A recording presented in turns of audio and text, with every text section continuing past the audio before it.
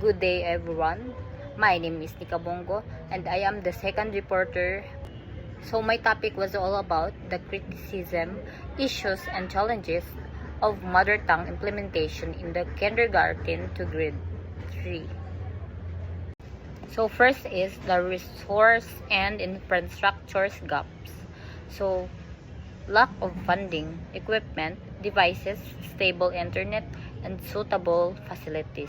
So, di ba, as we all know here in the Philippines that we are lack of infrastructure, lack of funding, di ba? So, as we all know naman that here in, for example, in NEMSO, di ba, we are lack of infrastructure like building, di ba?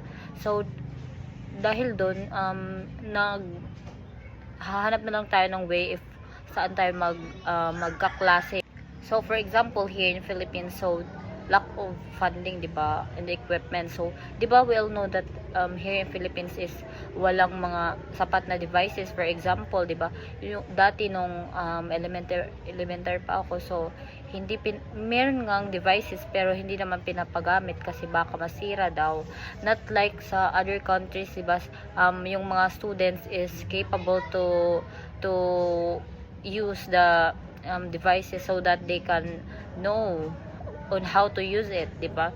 So dapat pinapagamit at tinuturo ito sa atin or sa mga estudyante, and also in stable internet. So walang stable na internet dito sa Pilipinas, kaya yung iba is hindi nakakapasok sa mga online classes like yung, and also sa far-flung area, di ba? So wala talagang stable internet unless na maghahanap ka pa sa mga tabi-tabi, like igaganon mo yung mga cellphone or gadget mo para lang makasagap ka ng internet, and suitable facilities also.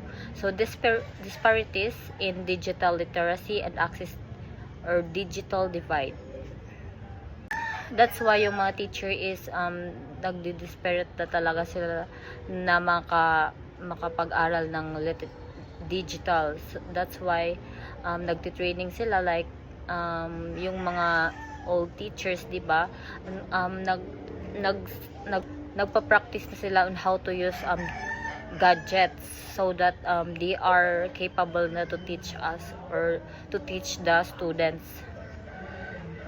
Next is the teacher and staff readiness. So insufficient training for new methods, for example blended, project-based. So di ba, as we all know that the teacher is not that master too much for the blended and project-based, di ba? So kasi nasanayan nila yung traditional teaching like paper and pencil lang. But nowadays, yung mga teaching strategies natin ngayon is yung mga project-based, mga experiential teaching, hands-on activities, and differentiated instruction. That's why we teachers should undergo trainings, seminars for us to be able to know those teaching strategies or methods so that we can teach our children effectively. Then lack of understanding of new curricula or learning platforms. So di ba yung mga teachers nga is lack of understanding, so hindi pa nila talaga alam yung panibagong curriculum ngayon at saka sa mga learning platforms, and also overburdened teachers with extracurricular.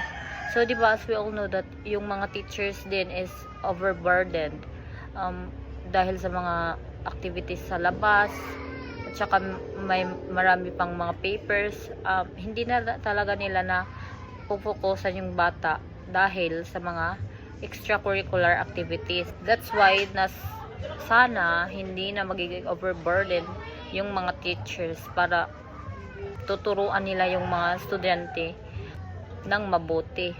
Next is the curriculum and content issues. So outdated content that doesn't meet modern needs. So 'di ba, as we all know that yung mga teachers is outdated or hindi pa nila alam yung mga content na panibago.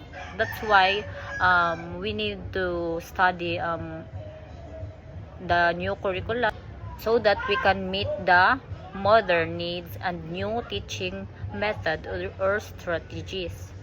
So next is the difficulty integrating new skills like critical thinking, technology. So, di ba by this, nahihirapan yung mga teachers na ituro yung mga new skills like yung sa critical thinking, di ba? So, as a teacher, you should integrate open-ended questions so that that students will think critically. And also sa technology, so paano niya tuturuan yung estudyante kung siya naman hindi din marunong gumamit ng technology. So, 'di ba? Dapat ikaw na teacher is magaling ka so para maturuan mo rin yung estudyante mo. And inadequate assessment methods for new programs.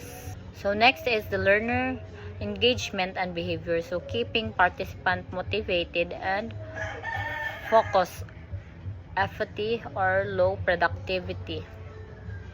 So, you as a teacher, you should keep your students motivated and focused so that they can participate well to your class. Next is the managing diverse learning styles and behaviors in challenging participant. So, you as the teacher, you should manage your diverse learners, and also you will teach them what they are prefer to. So, you will use the differentiated instruction so that they can catch up and also they will learn effectively. Next is the lack of application opportunities for learned skills. So, di ba as well known that ngayon na yung mga teachers is lack of application. So, they are more in teaching in reading and writing lang. So, hindi nila ina-apply yung mga activities na dapat ituro sa mga bata. So, you as a teacher, so you should apply on what you are teaching for them so that they can understand deeply. Next is the organizational and leadership factors. So, resistance to change from stakeholders, teachers, or management. So, power of communication and collaboration between teams. So, if you will not collaborate or communicate with your team, so you are not going to be a effective teacher because if you will communicate, you will know the things like if you don't know that, so you can call a friend or you can call your teammates for you to know about your problem, diba? And also you will collaborate with them for that you can gain knowledge or ideas for you to be a effective teacher. So next is the lack of strong leadership support or strategic planning. So next is evaluation and measurement. So difficulty measuring the actual impact and success of programs. Next is proving return or investment or ROE for training initiatives. So the common solutions and strategies in these issues is first, the invest in teacher development, continuous training and support for educators. So dito na. So you as a teacher, so you will undergo training and seminars so that you will be more effective teacher and support for your students. So if you will undergo training, so you will learn a lot of things like what is the new teaching strategies or methods, diba? So mas marami ka pang malalaman if you will undergo in training teacher development. Next is the improve infrastructure, so upgrade technology and ensure equitable access. So diba dito na nga na papasok yung mga technology. So improve infrastructure. So ibig sabihin nito is dapat sa isang paaralan, so yung mga students is capable na to use technology and access to that laboratory, computer laboratory. So next is a strategic planning. Develop clear strategies, foster communication, and secure leadership or buy-in. Next is engaging content. Design interactive, relevant, and skill-focused materials. So you as a teacher, you should design an interactive teaching so that your students will enjoy and to become an interactive, diba? So if they are enjoying, they are also learning kasi mas diba sa early childhood is mas prefer talaga sa kanila yung interactive. That kasi merong iba na naiinip sila, so hindi nila gustong makinig sa'yo. That's why hindi sila makaka-learn kasi baliwala lang yun sa kanila. So as a teacher, you should teach or design an interactive class, and also differentiated activities so that your diverse learners will be tailored. Next is the feedback loops. Encourage feedback and adapt programs based on result. So feedback loops. So that's all with my topic. Thank you for listening.